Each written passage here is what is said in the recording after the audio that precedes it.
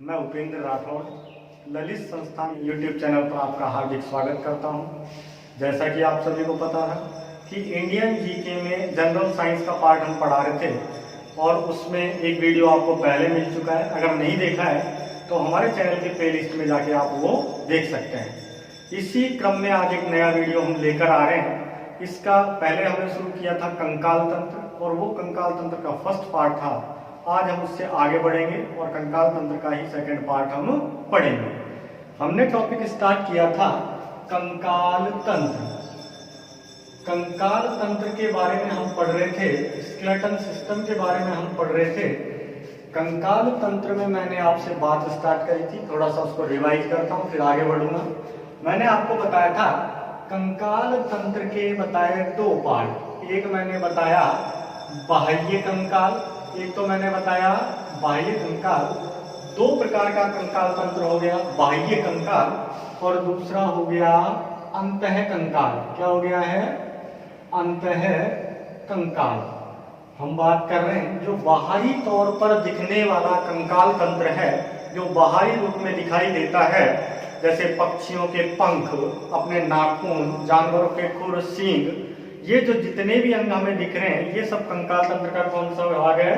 बाह्य कंकाल, external skeleton है। उसके साथ साथ हम बात करें जो हमारी इनर जितने भी पार्ट्स हैं, जैसे हमारी अस्थियां हैं, उपास्थियां हैं, पेशियां हैं, इनसे मिलकर जो कंकाल हमने अंदर बनाया हुआ है, जो हमारी बॉडी शेप के लिए उत्तरदायी है, उस कंकाल को हम कहते हैं अंतः कंकाल। अंतः कंकाल की हमने बात करी। इस अंतः कंकाल के हमें पढ़ने हैं दो पार्ट। कितने पार्ट पढ़ने हैं? हमें दो पार्ट पढ़ने हैं। इसको दो भागों में हम बांट सकते हैं। इसमें से पहला मैंने बताया था आपको अक्षीय कंकाल। क्या बताया मैंने? अक्षीय कंकाल बताया, या इसी को हम कह रहे थे एक्सियल स्केलेटन। इसकी हमने बात करी थी। इसी का दूसरा पार्ट हम पढ़ रहे थे जिसे कह रहे थे उपांगीय कंकाल। क्या कह रहे थे हम? उपांगीय कंकाल, या इस उपांगीय कंकाल को ही कहते हैं अपेंडिक्यूलर स्केलेटन। ये हमने बात करी कि हम कंकाल के दो पार्ट पढ़ रहे हैं। हम अक्षीय कंकाल और उपांगीय कंकाल को पढ़ रहे हैं। इसमें पहला अक्षीय कंकाल के बारे में मैंने आपको पहले पढ़ा दिया था कि अक्षीय कंकाल में हड्डियां होती हैं 80। कितनी हड्डियां होती हैं? 80। जबकि उपांगीय कंकाल में हड्डियों की संख्या होती है 126। और इस तरह से मिलाकर टोटल इनकी संख्या हो जाती है 206। इसका मतलब एक व्यस्क व्यक्ति में अस्थियों की संख्या होती है 206। हमने बड़ी और छोटी की भी बात कर ली थी। इससे आगे हम बात करते हैं। हमने कल तक की क्लास में या पिछली क्लास में हमने अक्षीय कंकाल पढ़ लिया था। आज हम उसका अगला भाग पढ़ेंगे जो होता है उपांगीय कंकाल, अपेंडिकुलर स्केलेटन के बारे में हम पढ़ेंगे। आज हम उपांगीय कंकाल का डिस्कशन करते हैं। बात आती है कि ये उपांगीय कंकाल कितने भागों में बटा होता है, कितनी अस्थियां होती हैं, ये सारे हमें इसमें भेद पढ़ने हैं। मैं बात कर रहा हूं उपांगीय कंकाल या अपेंडिकुलर स्केलेटन। उपांगीय कंकाल की मैं बात कर रहा हूं। इस उपांगीय कंकाल में हम देखते हैं, मैंने आपसे कहा जो सीधी लाइन में ये हमारा हेड हो गया, हेड से बाद हमारा ये चेस्ट वाला पोर्शन आ गया और इसी के पीछे नीचे तक रहता है हमारा कशेरुक दंड। ये जो पूरा था, इस पूरे भाग को हमने नाम दिया था अक्षीय कंकाल। क्या नाम दिया था हमने? अक्षीय कंकाल नाम दिया था। इस अक्षीय कंकाल से हाथ और पैरों को और जोड़ दिया जाए तो पूरा कंकाल बनता है। और उस कंकाल में इस अक्षीय को छोड़कर जो भाग बचता है, जैसे इसमें बच गए दो हाथ, ये हाथ बच गए और दो बच गए इसमें पैर। बात आती है इन हाथ और पैरों को जोड़ने के लिए भी कुछ अस्थिर रूपी संरचना चाहिए। उन संरचनाओं को कहा जाता है मेखला। क्या कहा जाता है? मेखला कहा जाता है, या इन्हीं को हम कहते हैं गर्डल्स। क्या कहते हैं हम? गर्डल्स कहते हैं। हमने बात करी कि जो हमारा अक्षीय कंकाल थी, उस अक्षीय कंकाल से हाथ और पैरों को जोड़ने वाली संरचना क्या कहलाती है? मेखला। उसके बाद जो ये हाथ होते हैं, इन्हें हमने कह दिया अग्रपाद। क्या कह दिया हमने इनको? अग्रपाद कह दिया, या फोर लिम्ब इनको कह दिया जाता है। इसके बाद बात आती है कि नीचे जो पैर हैं हमारे, इन पैरों को भी कौन जोड़ रही है? मेखला। और उसके बाद जो ये बचता है, ये हमारे पैर हैं, इनको हमने कह दिया पश्चपाद। क्या कह दिया हमने? पश्चपाद कह दिया जाता है। हमने बात करी एक अग्रपाद और एक पश्चपाद, इन दोनों को जोड़ने वाली कौन? मेखला। और ये सब जुड़े हुए हैं अक्षीय कंकाल से। अब हम क्या करते हैं, इसमें से इस अक्षीय कंकाल को निकाल देते हैं। मैंने क्या कहा, इस फुल बॉडी में से इस अक्षीय कंकाल को निकाल दिया। ये देखो मैंने अक्षीय कंकाल को पूरा निकाल दिया है। अक्षीय कंकाल के निकालने के बाद, इसको हटाने के बाद जो कुछ बचता है वो सब कहलाता है उपांगीय कंकाल। इस उपांगीय कंकाल में हमें पढ़नी है, एक पढ़नी होती है मेखला। क्या पढ़नी होती है हमें? मेखला, गर्डल्स। उसके बाद हमें पढ़ने हैं अग्रपाद और दूसरे हमें पढ़ने हैं पश्चपाद। ये सारी संरचनाएं हमें इसमें उपांगीय कंकाल में पढ़नी रहेंगी। हम इनके बारे में अध्ययन शुरू करते हैं, थोड़ा सा इनके बारे में जानना शुरू करते हैं। हम बात करेंगे सबसे पहले मेखला। किसकी बात करेंगे हम? मेखलाओं की बात करेंगे। आइए हम समझते हैं मेखलाओं के बारे में। हमारा सबसे पहला इसमें उपांगीय कंकाल में टॉपिक रहेगा मेखला या गर्डल्स। हम बात कर रहे हैं मेखला, मेखलाओं को ही हम कहते हैं गर्डल्स। बात आती है मेखलाएं क्या होती हैं।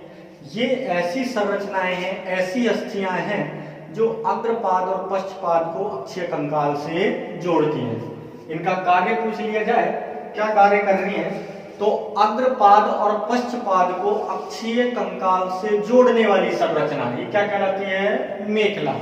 डेफिनेशन में लिख सकते हो आप कि अग्रपाद व पश्चपाद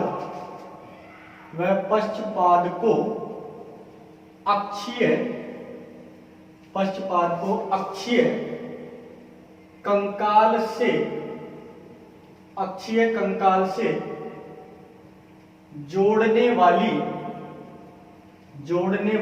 वाली संरचना मेखला कहलाती है। संरचना क्या कहलाती है? मेखला कहलाती है। हमने बात करी जो अग्रपाद है और पश्चपाद है, हाथ और पैर है, उनको जो एक्सियल स्केलेटन था, जो एक स्ट्रेट लाइन में पाया जाने वाला कंकाल है, जिसे हम कह रहे हैं अक्षीय कंकाल, उससे जोड़ने का कार्य करती है, वही क्या कहलाती है? मेखला। ये मेखला जो होती है, मेखला होती हैं दो प्रकार की। मेखला कितने प्रकार की होती हैं? दो प्रकार की होती हैं। जो अग्रपाद को या हाथों को जोड़ने का कार्य करती हैं, उन्हें कहा जाता है अंश मेखला। क्या कहा जाता है इन्हें? अंश मेखला कहा जाता है। जो हाथों को जोड़े या जो अंश में जुड़ी हुई हैं, उन्हें क्या कहेंगे हम? अंश मेखला। या अंश मेखला को ही कहा जाता है पेक्टोरल गर्डल। क्या कहा जाता है? पेक्टोरल गर्डल कहा जाता है। इसके बाद बात आती है पैरों को जो जोड़ती हैं, पैरों को जोड़ने वाली जो मेखला होती हैं, उन्हें कहा जाता है श्रोणी मेखला। क्या कहा जाता है उन्हें? श्रोणी मेखला कहा जाता है, या इनको ही कहते हैं हम पेल्विक गर्डल। क्या कहते हैं इनको हम? पेल्विक गर्डल कहते हैं। हम बात कर रहे हैं इस पेल्विक गर्डल में ही पाया जाता है हमारा प्रजनन तंत्र। जो हमारा रिप्रोडक्टिव सिस्टम है वो इस श्रोणी मेखला वाले भाग में पाया जाता है। और महिलाओं में तो एक विशेष मैकेनिज्म काम करती है कि प्रेगनेंसी के टाइम पर जो ये श्रोणी मेखला है, इसकी कुछ अस्थियां जो होती हैं उनमें फैलाव हो जाता है, जिससे कि सुगमता से प्रजनन होता है। इसीलिए श्रोणी मेखला बहुत इंपॉर्टेंट है, क्योंकि ये बहुत सारी चीजों में अपना योगदान देती हैं।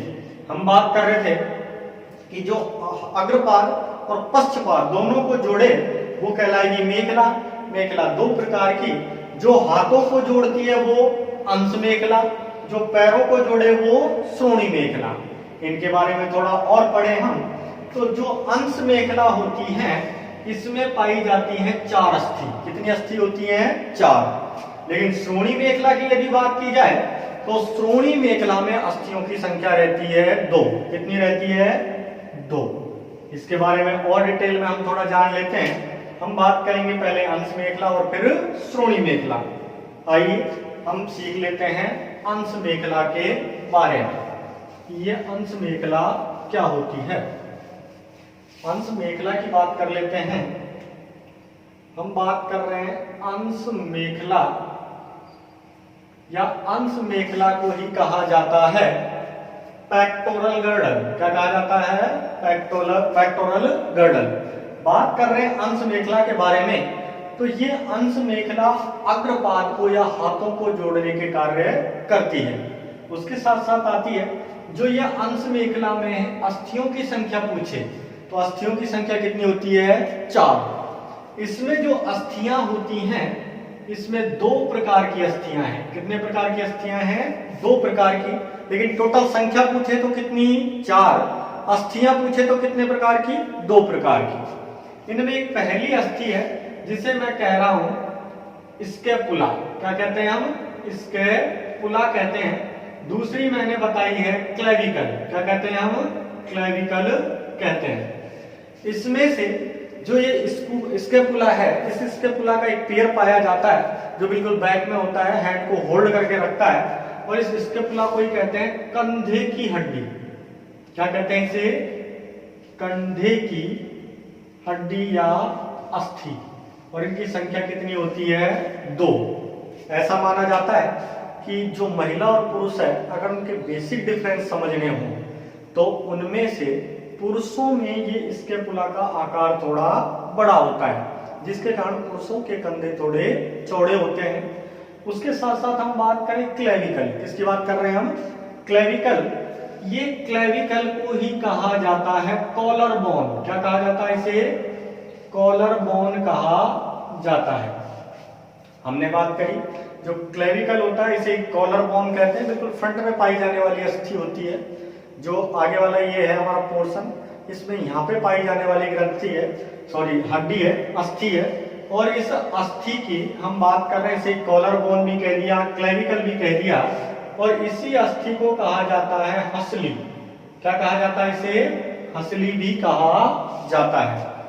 बात आती है कुछ ऐसा भी माना जाता है कि जिसकी क्लेविकल सही शेप में होती है, जिसकी क्लेविकल जो अस्थि है यदि वह सही शेप में है, वह सही शेप में होने से व्यक्ति भी आकर्षक दिखाई देता है। यानी जो अगर किसी व्यक्ति में ये जो है क्लेविकल, इसकी शेप सही होगी तो वह व्यक्ति उतना ही आकर्षक दिखाई देगा।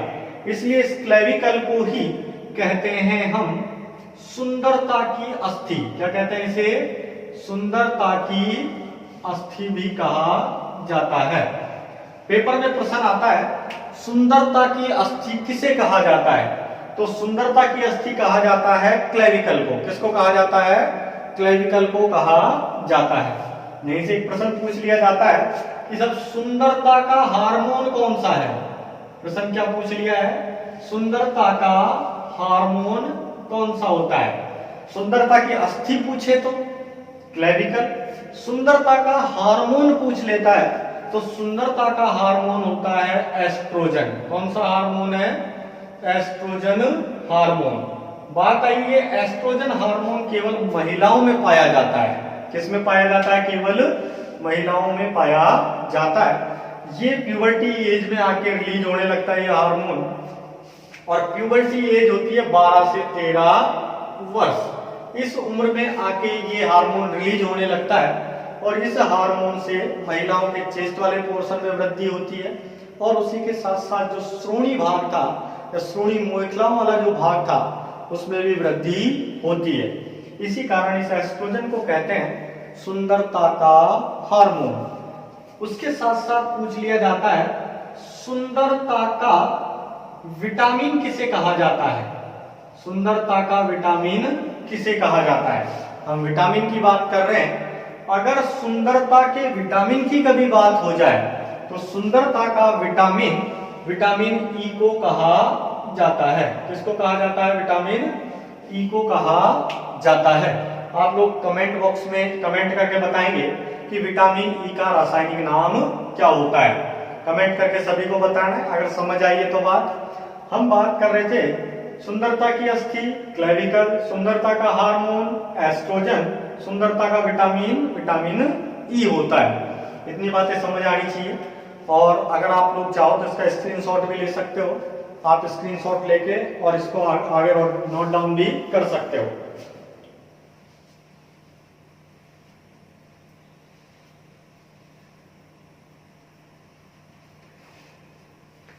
हाँ जी, आप लोगों ने इसका स्क्रीनशॉट ले लिया होगा।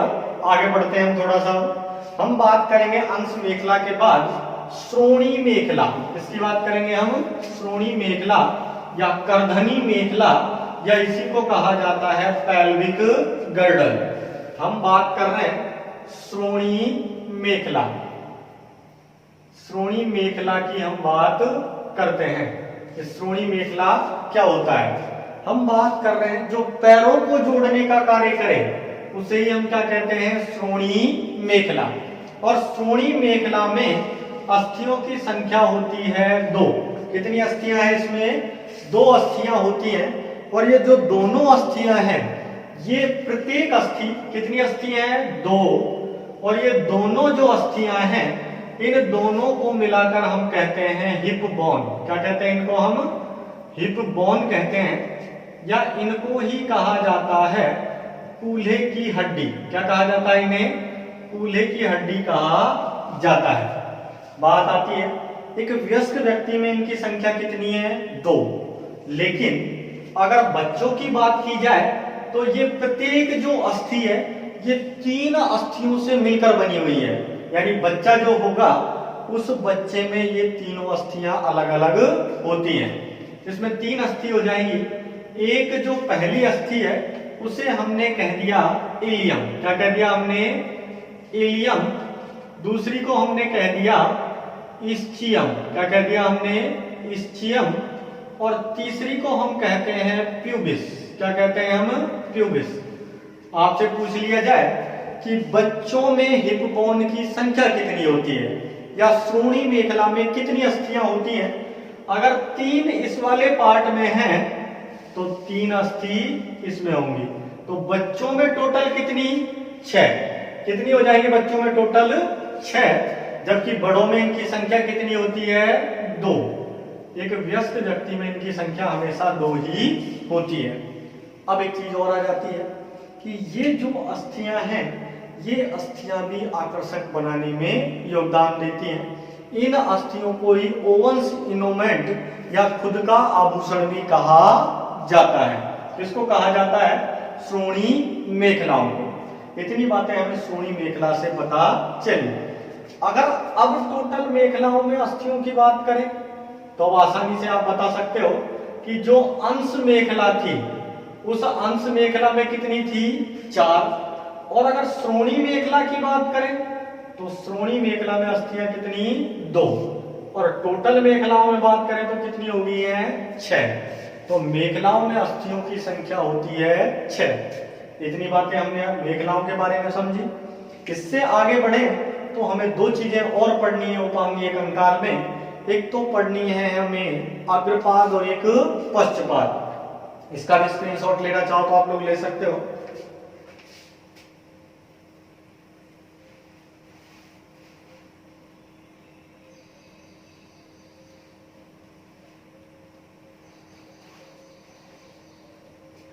हाँ जी, ये हमने श्रोणी मेखलाएं पढ़ ली हैं। श्रोणी मेखलाओं से थोड़ा आगे बढ़ते हैं और हम पढ़ते हैं हमारे अग्रपाद के बारे में। किसके बारे में पढ़ते हैं?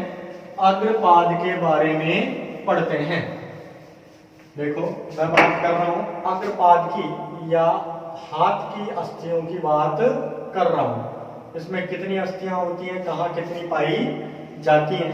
तो सबसे पहली बात आती है, सबसे पहले हाथ में ऊपर एक अस्थि पाई जाती है जो कंधे से और कोहनी तक होती है। और कंधे से कोहनी तक जो अस्थि होती है इसे ह्यूमरस कहा जाता है। क्या कहा जाता है? इसे ह्यूमरस कहा जाता है। ह्यूमरस जो अस्थि होती है ये एक हाथ में केवल एक होती है।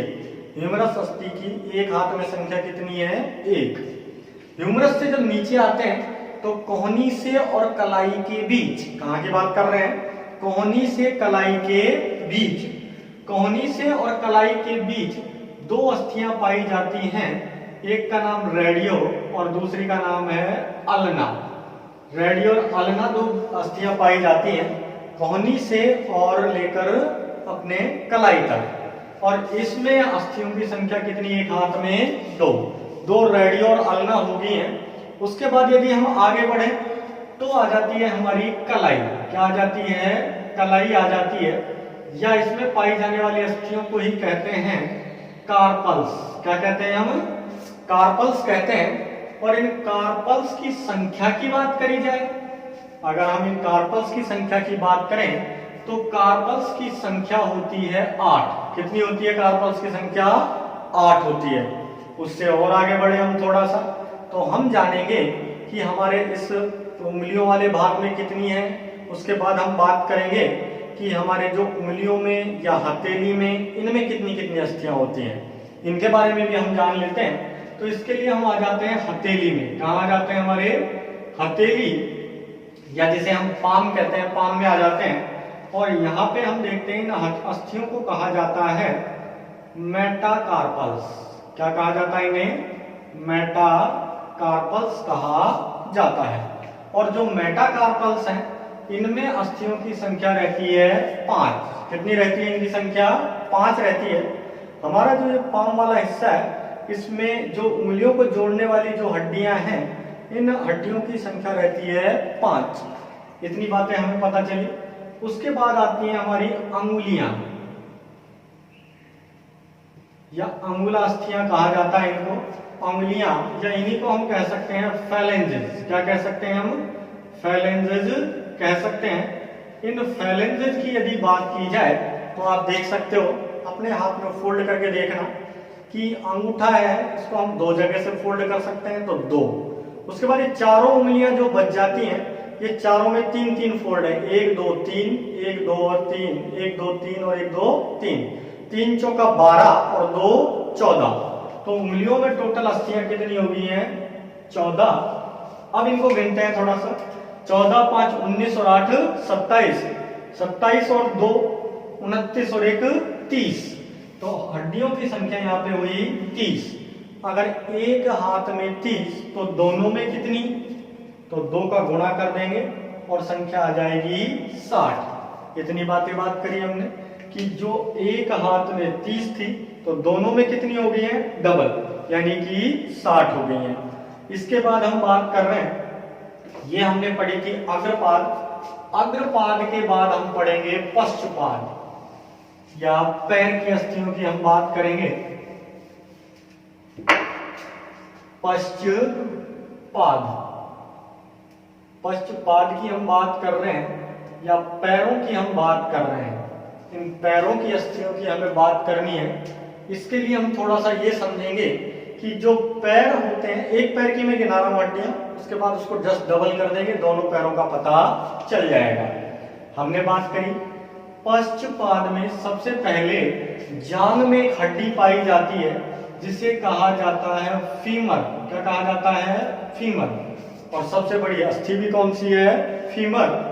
और एक पैर में फीमर की संख्या होती है 1। कितनी होती है फीमर, केवल 1 होती है। उसके बाद आ जाता है घुटना, और घुटने में कटोरी नुमा हड्डी पाई जाती है। कैसी हड्डी पाई जाती है, कटोरी नुमा हड्डी पाई जाती है। इसे कहा जाता है पटेला। क्या कहा जाता है, पटेला। और पटेला की संख्या भी कितनी है, 1। इसके बाद और देखें हम तो पैर में इससे नीचे 2 अस्थियां और आ जाती हैं जो बिल्कुल घुटने से लेकर और जो नीचे का टखना होता है, टखने से ऊपर वाला हिस्सा जो एंकल जिसको हम कह रहे हैं, वहां तक आती हैं। या इस हिस्से के बीच में 2 अस्थियों का एक समूह पाया जाता है, एक दूसरे के साथ जुड़ी हुई अस्थियां हैं। उन अस्थियों की हम बात करेंगे तो उनमें एक अस्थि का नाम है टिबिया। क्या नाम है का, टिबिया। और दूसरी अस्थि का नाम है फिबुला। क्या नाम है, फिबुला। बात आती है कि जो हमारा घुटना था, घुटने से टखने तक कितनी अस्थियां हैं, 2। एक को हमने क्या नाम दिया, टिबिया, और दूसरी का क्या नाम दिया, फिबुला, और इनकी संख्या भी कितनी कर दी हमने, 2। इतनी बातें आई। इसके बाद आ जाता है हमारा टखना, टखना, एंकल, या इनको ही कहा जाता है टार्सल। क्या कहा जाता है, टार्सल्स कहा जाता है। जो टखना होता है, टखने में लगभग 7 हड्डियों का एक कॉम्बिनेशन काम करता है। 7 हड्डियां कंबाइन रहती हैं जो टखने के मूवमेंट के लिए उत्तरदायी होती हैं। इसके बाद टखने से नीचे आ जाता है तलवा, पैर का तलवा आ जाता है, जिसे हम कहते हैं मेटाटार्सल।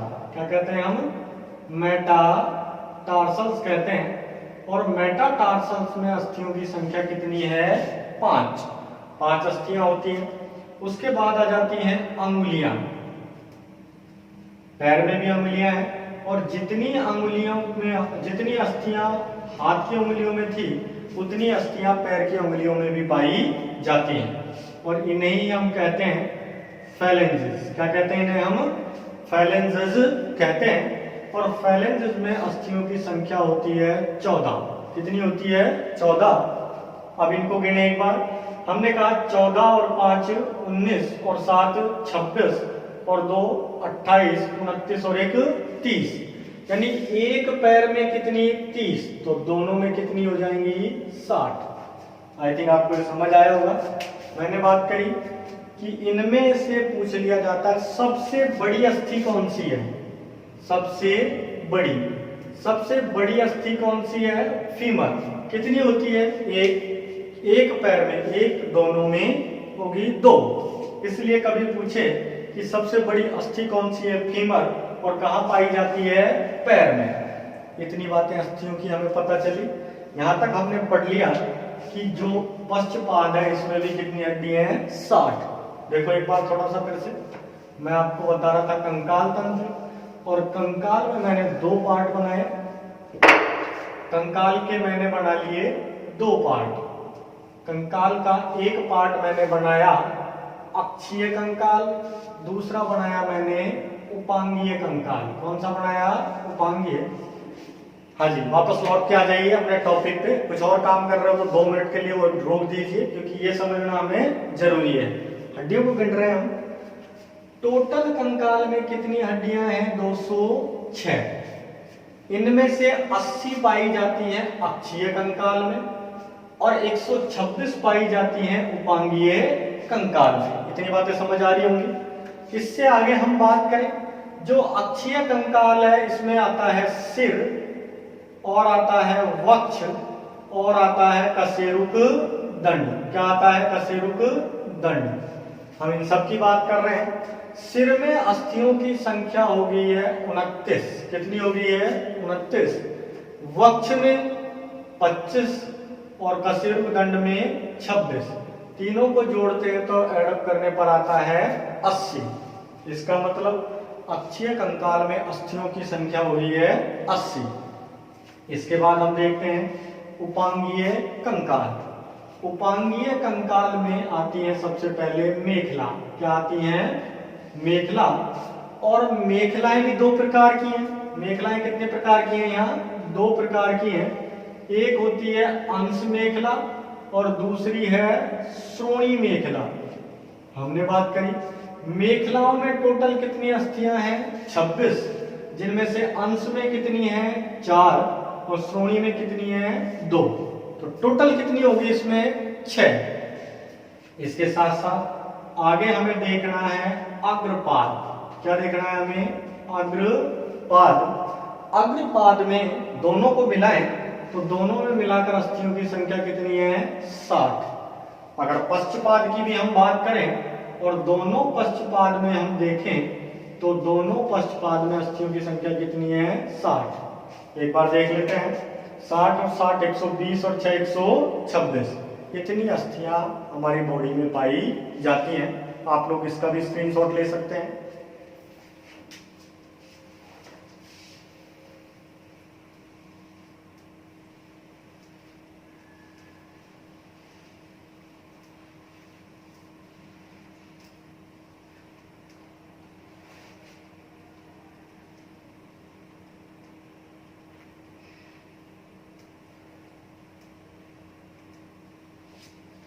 हाँ जी, स्क्रीनशॉट ले लिया होगा इसका। इससे आगे बढ़ते हैं थोड़ा सा और हम और जानते हैं इसके बारे में, कंकाल तंत्र के बारे में।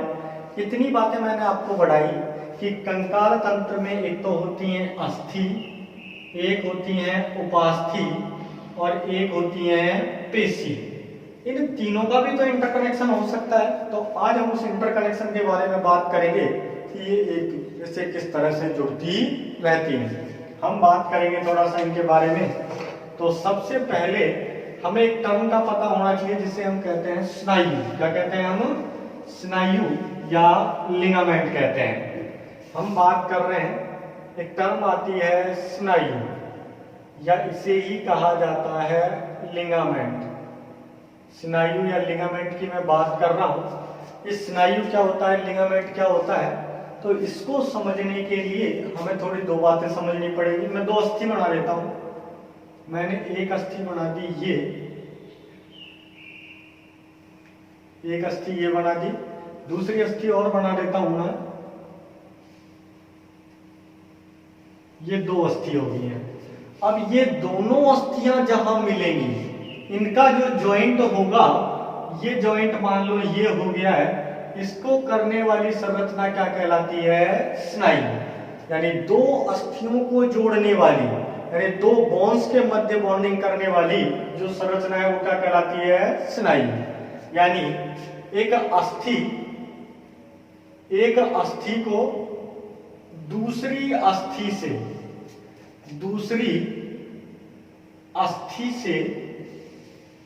एक अस्थि को दूसरी अस्थि से जोड़ने वाली, एक अस्थि को दूसरी अस्थि से जोड़ने वाली संरचना स्नायु कहलाती है। स्नायु कहलाती है। स्नायु कहलाती है। प्यारे विद्यार्थियों को फिर से ध्यान दोगे, अस्थि को दूसरी अस्थि से जोड़ने वाली संरचना ही क्या कहलाती है? स्नायु। इसे ही हम लिगामेंट भी कहते हैं। लेकिन एक और संरचना हमें पढ़नी है जिसका नाम है कंडरा, या जिसे हम कहते हैं टेंडन। क्या कहते हैं हम? कंडरा या टेंडन। देखो कंडरा या टेंडन क्या होता है, इसको समझ लेते हैं थोड़ा सा। हमने क्या किया कि एक अस्थि ली और उस अस्थि से हमें जोड़नी है पेशी। क्या जोड़नी है हमें? पेशी। ये हमारी कोई मसल है, पेशी है, और ये है हमारी अस्थि। ये अस्थि है और ये क्या है? पेशी। एक अस्थि को एक पेशी से जोड़ना है तो इनको जोड़ने वाली संरचना ही क्या कहलाएगी? कंडरा या टेंडन। हमने बात की एक अस्थि है और दूसरी है पेशी। एक अस्थि को जो पेशी से जोड़ती है वो संरचना ही क्या कहलाती है? कंडरा या टेंडन। तो यहाँ पे अपन इसकी डेफिनेशन भी लिख सकते हैं। एक अस्थि को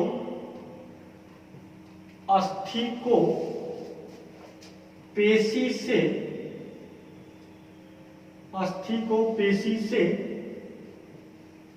जोड़ने वाली, अस्थि को पेशी से जोड़ने वाली संरचना कंडरा कहलाती है। जोड़ने वाली संरचना कंडरा कहलाती है। क्या कहलाती है? कंडरा। इतनी बातें हमें कंकाल तंत्र में पढ़नी थी। आपसे पूछा जाए एक अस्थि को दूसरी अस्थि से जोड़ता है, क्या कहलाता है? स्नायु। ये स्नायु एक तरह के ऊतक है। आपसे पूछा जाए एक अस्थि को एक पेशी से जोड़ने वाली संरचना क्या कहलाती है, तो उसे कहा जाता है कंडरा या टेंडन। इतनी बातें आपको समझ आई होंगी, मैं आशा करता हूँ। और नहीं भी आई है तो एक दो बार इस वीडियो को देखें, और जिनको पहले से पढ़ा हुआ टॉपिक लग रहा होगा वो इस वीडियो को डबल स्पीड में करके देखें। अगर डबल स्पीड में देखोगे निश्चित तौर पर आपको बढ़िया लगेगा। और अगर ये वीडियो पसंद आया तो हमारे चैनल को लाइक करें, सब्सक्राइब करें एंड शेयर करें। इस वीडियो को शेयर करें जिससे कि इस सीरीज में, इस श्रेणी में हम आगे भी बहुत अच्छे वीडियोज आपके लिए लाते रहें। मैं आपको जाने से पहले कुछ सवालों के साथ छोड़ के जाता हूं, तो आप वो सवालों के जवाब कमेंट बॉक्स में या चैट बॉक्स में आके बताओगे। हम बात कर लेते हैं, कुछ क्वेश्चंस के साथ आपको छोड़े जाता हूं।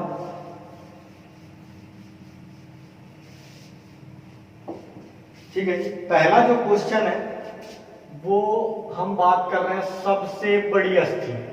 पहला प्रश्न है सबसे बड़ी अस्थि। पहला प्रश्न है सबसे बड़ी अस्थि। दूसरा हम बात करेंगे यहीं पे सबसे बड़ा कशेरुक।